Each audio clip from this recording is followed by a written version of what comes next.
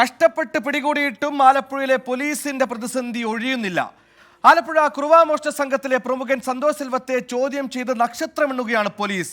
സത്യം പറയാൻ ആവശ്യപ്പെടുമ്പോൾ തങ്ങളുടെ ദൈവമായ കാമാക്ഷി അമ്മയോട് മാത്രമേ സത്യം പറയൂ എന്നാണ് മറുപടി. 5 ദിവസത്തെ കസ്റ്റഡി തീരാൻ 1 ദിവസം ബാക്കി നിൽക്കെ തന്നെ കോടതിയിൽ സന്തോഷിനെ തിരികെ ഹാജരാക്കി മണ്ണഞ്ചേരി പോലീസ്. ആകെ കണ്ടെത്താൻ സാധിച്ചതാകട്ടെ ഓയിൽ പുരണ്ട ബർമുടയും ഒരു തോർത്തും.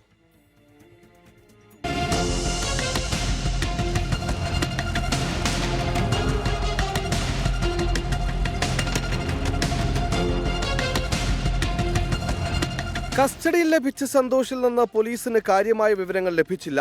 മണ്ണഞ്ചേരിയിൽ ഒപ്പമുണ്ടായിരുന്ന മോഷ്ടാവിനെ കുറിച്ച് പോലും ഒരു സൂചന പോലും സന്തോഷ് നൽകുന്നുമില്ല. ചോദിക്കുന്നതിന് ഒരു അക്ഷരം പോലും മറുപടി ലഭിക്കുന്നില്ല. സത്യം പറയാൻ പലവട്ടം ചോദിച്ചിട്ടും തങ്ങളുടെ ദൈവമായ കാമാക്ഷി അമ്മയോട് മാത്രം സത്യം പറഞ്ഞോളാമെന്നാണ് പ്രതികരണം. തമിഴ്നാട് തേനി കാമാച്ചിപുരം ചന്ദ്രമാരിയമ്മൻ കോവിൽ തെരുവിൽ സന്തോഷ് സെൽവം 25 വയസ്സിനുള്ളിൽ കേരളത്തിലും തമിഴ്നാട്ടിലുമായി 30ലേറെ കേസുകളിൽ പ്രതിയാണ്. പോലീസിനോട് എങ്ങനെ പെരുമാറണമെന്ന് ഇയാൾക്ക് നല്ല ധാരണയുണ്ട്. പലതവണ പല രീതിയിൽ ചോദ്യം ചെയ്തിട്ടും ഒരു തുമ്പ് പോലും ലഭിച്ചിട്ടില്ല. ഇതോടെ മറ്റു മാർഗങ്ങളുടെ ഇയാളുടെ സംഘങ്ങളെ കണ്ടെത്താനുള്ള നീക്കത്തിലാണ് പോലീസ്. കുറുവാമോഷണ സംഘത്തെ പിടികൂടാൻ രൂപവൽക്കരിച്ച പ്രത്യേക അന്വേഷണ സംഘം 4 ദിവസമായി ഇടുക്കി മേഖലയിൽ വിശദ പരിശോധനയിലാണ്.